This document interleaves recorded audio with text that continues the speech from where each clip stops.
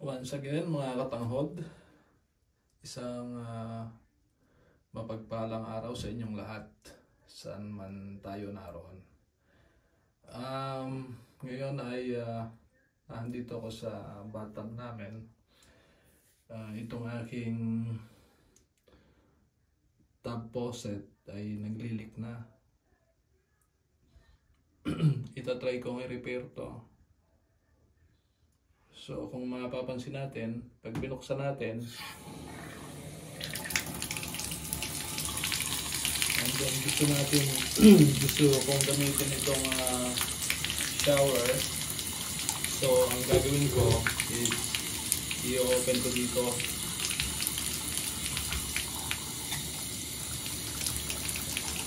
Pero pag open ko dito is may leak pa rin. So hindi lahat napupunta dito sa shower. So yun ang problema. So maaaring meron na ditong namuong deposit dito sa loob. So magaspang na. So itatry ko na i-repair yun. Kapag bumili ka nito, tinignan ko sa Amazon, nasa $20. Pero pag na-repair natin, baka makalibre pa, makalas o matanggal. Make sure na kapain muna natin yung ilalim. Kung walang butas, ibig sabihin wala siyang lock. So pwede natin siyang ikutin counterclockwise. So para mas madali, gagamit tayo ng screwdriver. So ilagay lang natin ang screwdriver dito. And then jerk lang natin pa, ano ba to, pakaliwa, counterclockwise. Yun, tapos matatanggal na yan. So ito na yun. So kung mapapansin natin dito, yan na, ang dami ng madumi na tong ilalim na to. So ayun, maagaspang na siya. So ayan yung itatry ko na ma-clean. Kung hindi ka na ma-clean, bibili na lang ako nito, $20.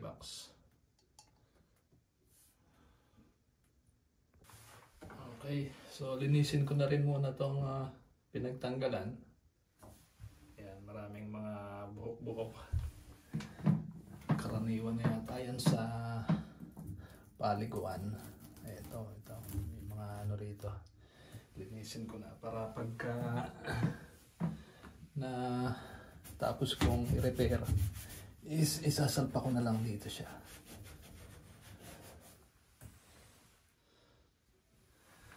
So ayan, gamit lang ako ng Scotch-Brite.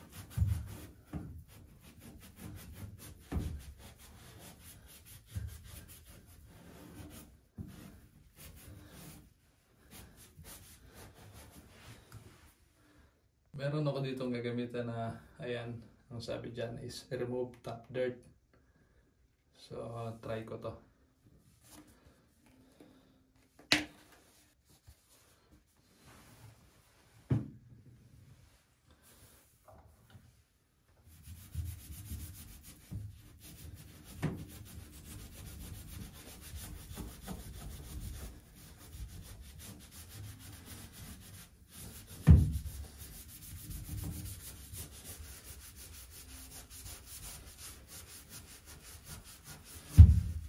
Medyo hindi rin natanggal yata.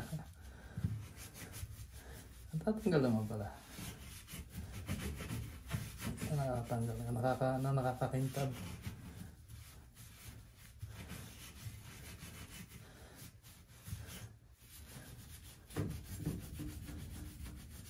Oh, mabisa. Mabisa ito. Pwedeng i-recommend ito.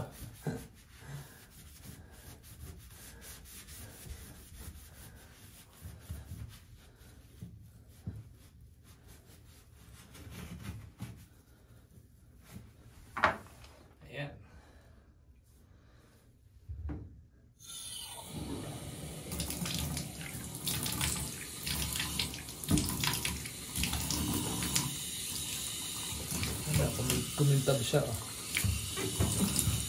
Luminis.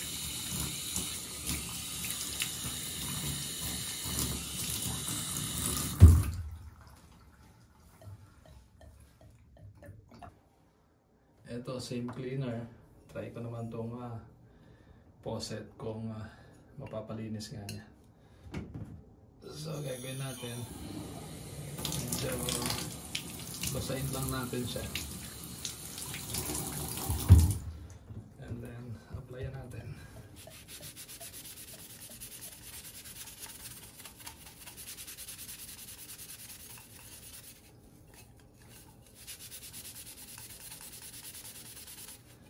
Kung gusto nyong malaman kung ano tong ipinanglinis ko, kung ano brand niya, is mag-comment lang kayo, sabihin ko sa inyo.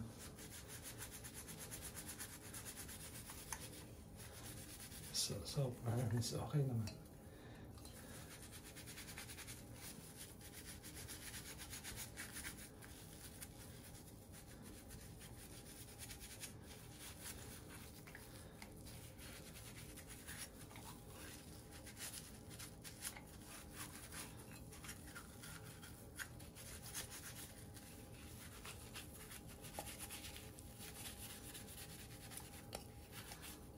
Yan, tingnan natin ang finished product. Kung natanggal nga ba yung mga dumi-dumi.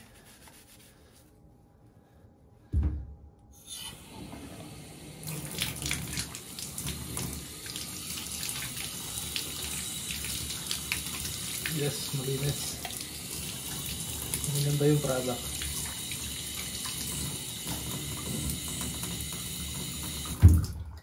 Makikita natin para na ulit siyang bago.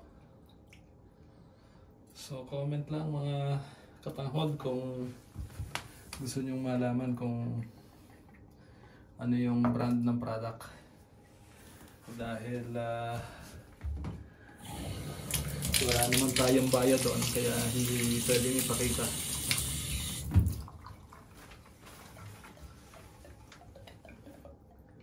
So ito, hindi talaga intentionally na tanggalin to, kasi binebenta na lang nila ng isa. Pero dahil tinry natin, ito sinikwat ko lang and tatanggal na siya.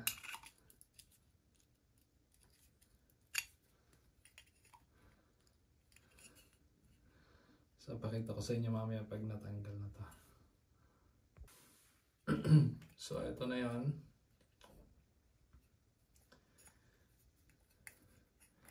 Natanggal ko na to. Ayun. So ito lang ang laman nito pala. Ayan. May naghahawak doon, tapos to naka-rubber niya.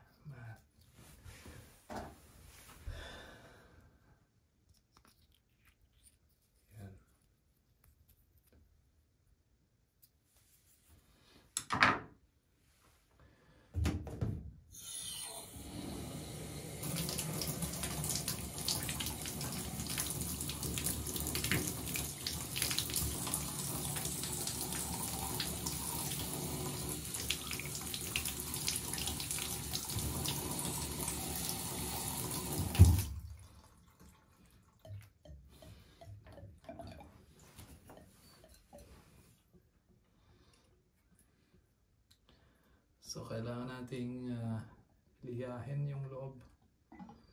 Try kong liyahin. After kong malinisan, and eto na, naikabit ko na. So tingnan natin kung anong nangyari. So bukas tayo. So normal, wala siyang leak. Then so ayan na yung kumbaga meron pa rin, pero lumakas na yung shower natin. So ayan. nung nagwo-work pa ako, ang tawag namin dito sa ganitong repair, pag wala ka pang pera, pang samantagalan. So ayan, pwede na yan. Kesa yung kanina na talagang halos hindi na siya pumupunta dito sa shower. Okay guys, yan lang pagka nagtitipid tayo. Okay, see you on next videos. So flag na ito. Yun, itong pinakakumot namin basa pa. Ano ko lang siguro, kailangan may inipat ko to sa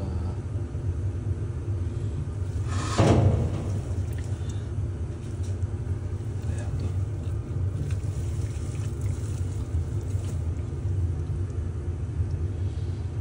So ito na yung pinaka-pump motor niya. Ito yung galing sa taas. So nagka-clog dito. Ito wala namang clog palabas. So malamang na dito yung bara. So tatanggalin natin itong dalawang screw. So pump.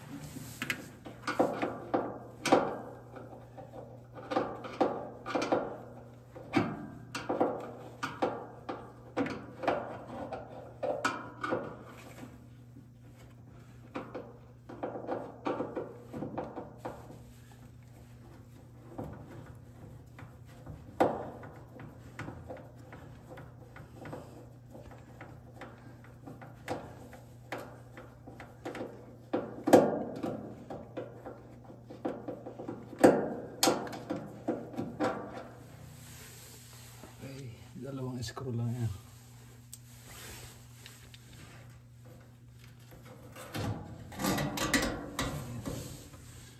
Ito na yan. Mabigat siya. Hindi tayo